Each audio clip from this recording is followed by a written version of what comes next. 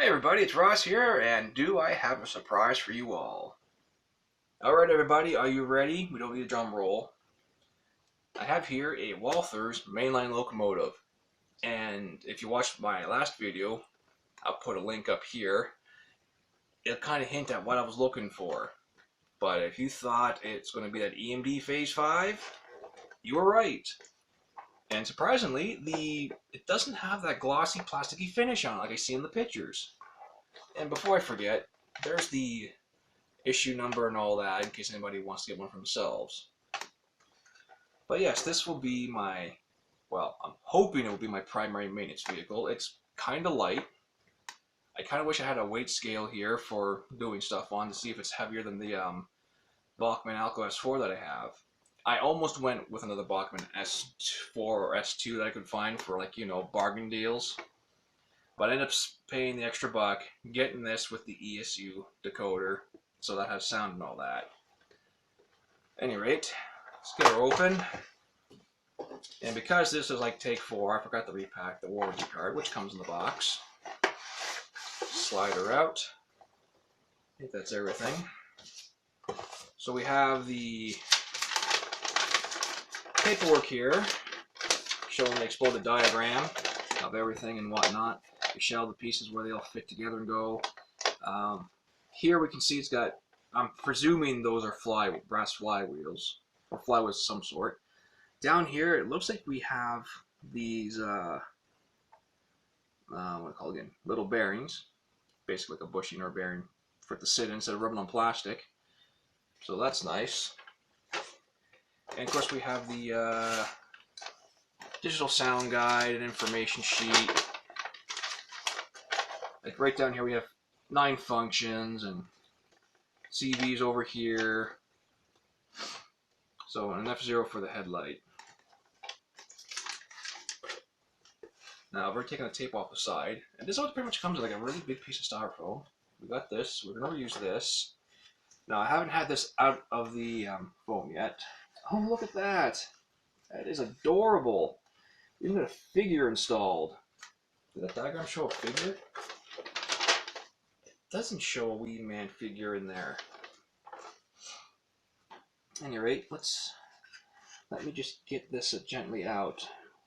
Oh, that foam's just way down in there like that. Okay, I'll just grab here. This looks sturdy. Oh. Come on.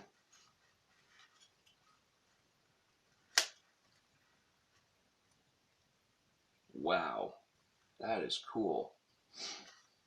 So, successfully removed it from the very firm foam. There she is. Lots of little details. I wouldn't recommend grabbing the handrails. Wow. Oops, just press those in. So those are glued in pretty good. Although they're a little bent, they are plastic.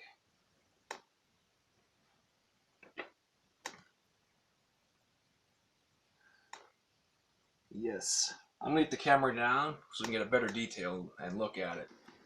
So starting with the model itself, I must say it is quite impressively detailed. We have all these nice molded in details that are very prominent and stick out, so it looks really sharp. Nicely painted handrails, although there's a paint missing here. We'll get to discriminating on that stuff in a moment. The coupler cut levers, they don't move, but they're seem to be separately applied. I've never heard of this knuckle coupler before, but I guess what Walthers use. I want to say it's metal, but kind of feels plasticky. I brought another coupler here with me, but I could be wrong. I'll get a magnet on that after. And on this side of the locomotive, we do have all these separately applied handrails going up to the top. We have a driver in there, nice glazed window, nicely painted trim work on the windows. And on the back, of course, we have all the hazard stripes. And again, an inoperable knuckle cut lever. So now, I'm going to get down to the nitty gritty. One, how could that be ignored? That, like, that wouldn't take much to put a little splotch of paint on there, right? From the factory. The bell doesn't move. It's a solid piece. I don't know what happened with shipping or assembly, but these rails are badly bent on the front. Like right down here, this is broken right off completely. So I don't know if it broke off and was packaged or what, but that is terrible, especially for the price you pay. Because even though this was on sale, it came to about 175 or 185 Canadian after exchange rate and shipping and handling. Plus, it's over $150 at the border for the item. I had to pay additional $33 in shipping and duty fees. Now, these back plates, I don't know if they're supposed to be bent down a little bit as prototypical or not, but that doesn't look right. Overall, I can't seem to find anything critically wrong with this locomotive, besides the appearance. But for what you pay, it better be mechanically sound, which I'll show off here in a moment. Now, we do have a die-cast metal chassis. Those tanks sound plastic. Could be wrong. They could be metal. That's metal, I think. Because with our bogies, they're all sealed. So that's nice. Now, I do have with me, for size comparison, Bachmann's Alco S4.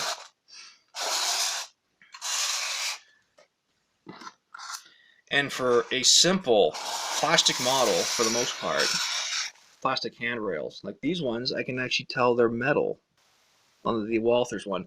But for the plastic one, the handles definitely weren't bent or skewered in the packaging. Now, this is where I wish I had a weight scale, because I want to compare the two properly.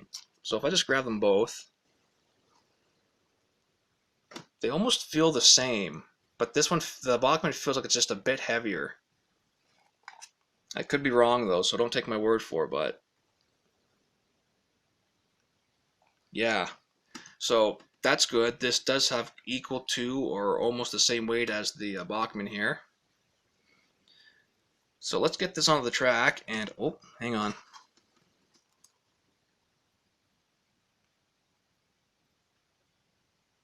Yeah, there's a speck of paint missing up here too.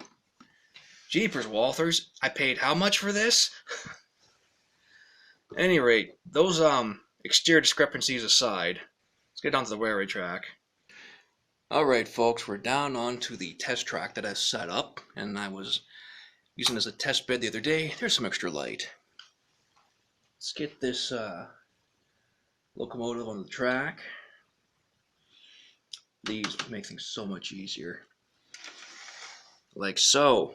Okay. Let's take that off. Plug in my Bachmann digital command controller. Now by default, this is on address 3. And if I'm mistaken, the start up, start down was 9. That doesn't work.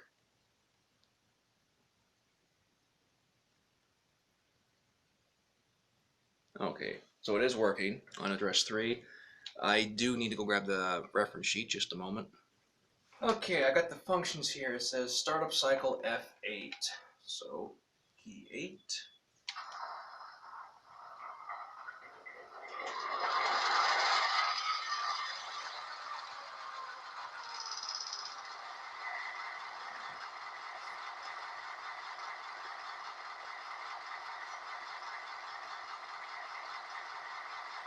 Try the headlight. Let's do a headlight brightness.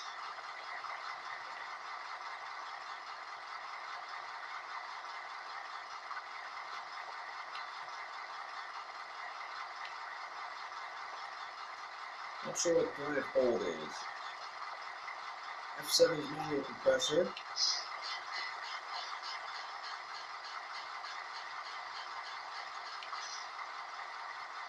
F7 to shut it off, I guess. F6 is ditch lights. I don't think this thing has ditch lights. No. Not that I can see. F5 is not applicable. F4 is dynamic brake. F3 is coupler crash.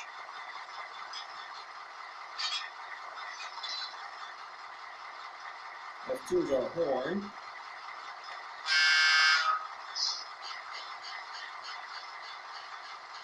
And F4 is the bell.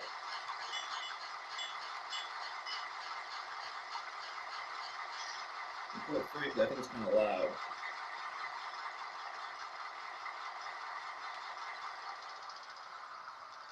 Turn the sounds off. Now if I go in reverse, does the headlight change? Yes, it dims out. Dims back on. Excellent. So what I'm going to do is I'm going to go ahead and let this run around the track. Let it break in.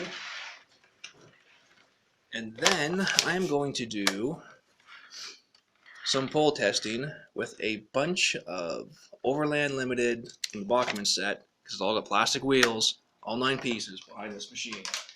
So I want to see it pull more than just 6. So I'll be back in just a second. I'm sorry folks, before I do a break-in, I'm pretty sure I don't have to break this locomotive, but I'm doing it anyway. Let's do a crawl test.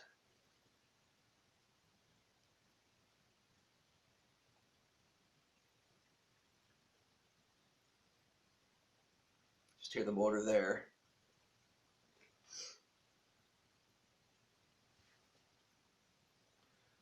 Wow, that is slow.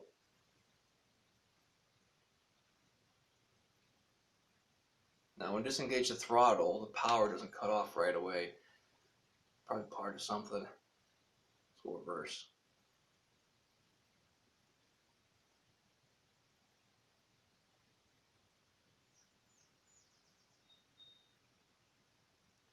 I'm sitting over here about a foot away from the camera locomotive and it's quite quiet.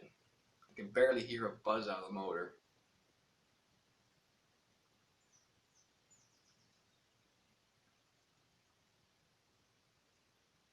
Hey, there's a spider crawling along underneath the wire. Come on, you. Get off my locomotive.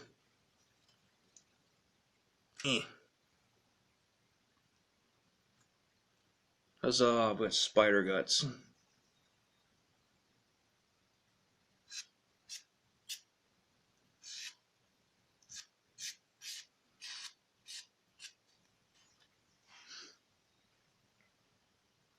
So yeah, that is quite the crawl.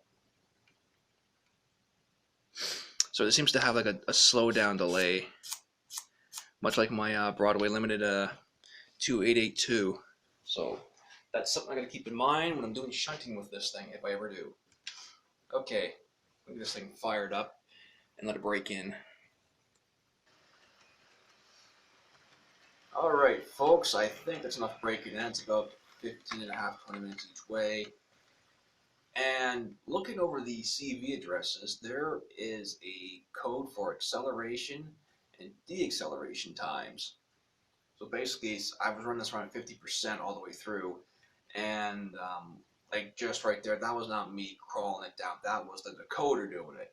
So that's real impressive and something I gotta keep in mind doing the shunting operation here in just a moment.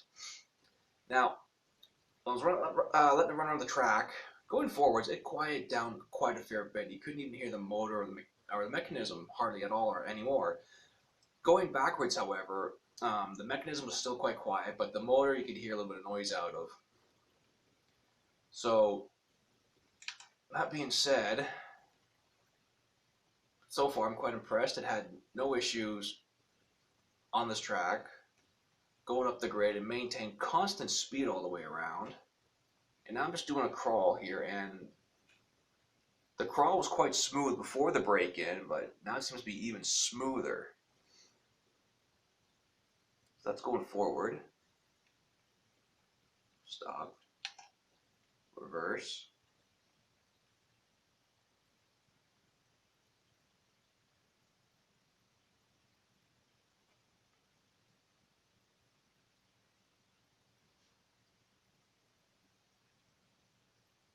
That's insane.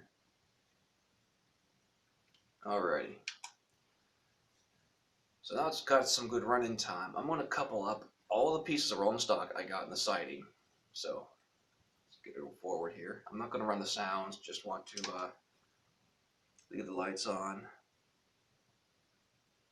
I'm not sure what dynamic brake does, but I'll toy with it later after the review and figure out what that means. I don't know if it's like a sound or something. Sorry folks, I know I said I'd do a bit of shunting, but ran into a few shunting issues as this test layout isn't meant for like 9 pieces on all these cramped sidings. So I'm just going to back up the EMD here. Keep it in mind, this thing is geared quite low for low speeds. And it continues to not fully disengage when the throttle's off for a few seconds. Alright, we're coupled up. So I've got 9 pieces of rolling stock here, various lengths, various weights, and just for the record, this is 18-inch radius curves. Now I know in UK that'd be equal to radius 2. For those in UK might be watching, taking an interest. Now, my track or my table here, because I'm used strapping for construction for the most part, it's not all totally level. There are some spots where the back end of these tables are a bit higher.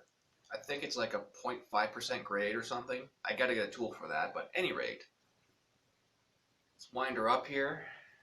50% power, or close to. Doing pretty good so far. Sorry, I'm just a little stuffed up right now. And she's starting to spin. Okay. Off the power. So, 9 pieces of rolling stock, she's struggling. Let's take the caboose off. Scoot it up out of the way. Just going with the camera here, get a better idea of what we're seeing. So there we are. And 8 pieces of rolling stock. Just do 30%. She's kind of moving, still struggling. Let's try to get some smooth running here. 7 pieces of rolling stock. Kind of gripping. Still wheel slipping. Okay. We're down to, what's that? 2, 4, 6. Seems to be doing all right. Just gonna pull these out of the way.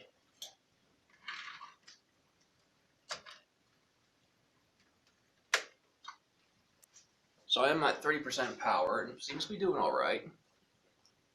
Scared of the 50%.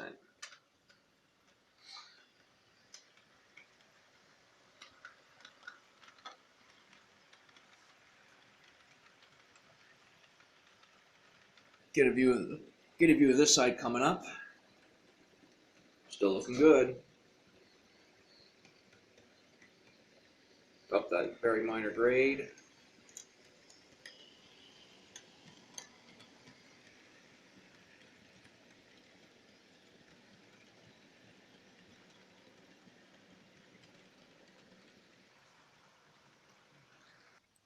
So that's the first pull test done. Now, for the record, because I don't really see this mentioned in other reviews for other locomotives, etc., but this Walther's EMD Phase 5 pulled 6 pieces of Bachmann rolling stock, like the real affordable rolling stock with plastic wheels, no problem, 6 pieces long. 7 pieces it can do, and that was on a minor incline. I'm not sure what percent of that grade that incline is, but it wasn't very much of an incline. So 6 pieces of Bachmann rolling stock, no problem. 7, you know, it can do it, but you need some wheel slip. Oops, I made some background noise I didn't need to have on. So now, the second test is to see if it will pull around my Walther's track cleaning car, which we have metal wheels and, you know, nice weight. And I kind of want to, really wish I had a scale right now so I can put this on it and then the piece of rolling stock to see if it'll, be just as efficient. And something I keep forgetting to mention is the coupling heights. The Walther's coupling height to this Walther's rolling stock, it matches. This Bachmann one back on. Also matches. So there you go. The coupling height's actually good on this.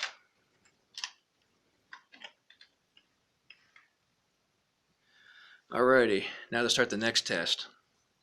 Now let's see if my money was put to use. Giving her power here. About 50% on this Bachmann Easy Command throttle. Already we're wheel slipping. Let's slow it down, I guess. There we go.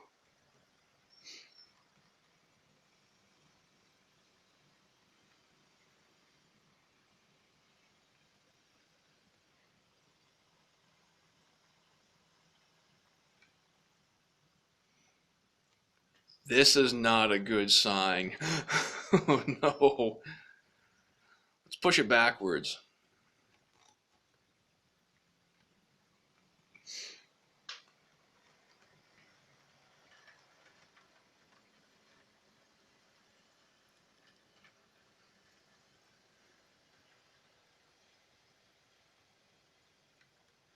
No, that is not a good sign. Oh no. No, please, no. Oh. Let's put the Bachmann Alco S4 on there for comparison now. Alright, I got the S4 hooked up now to the track. Let's get it on the car. Let's pull her ahead. Oh no.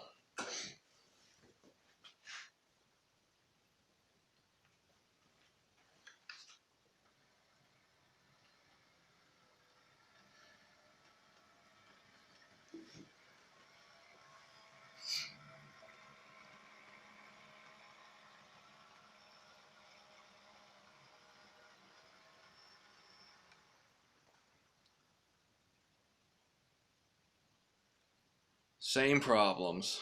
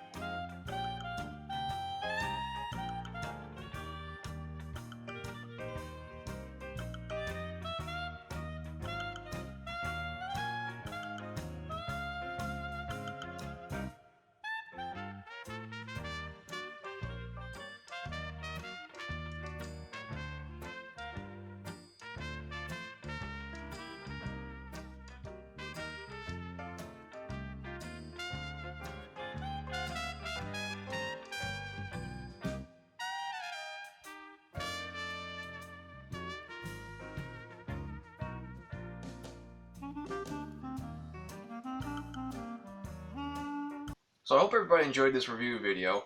I'm trying to get better at them. I believe I did a better job than my last two. And I did skip the segment where I was going to take it apart and see how easy it is to service the locomotive.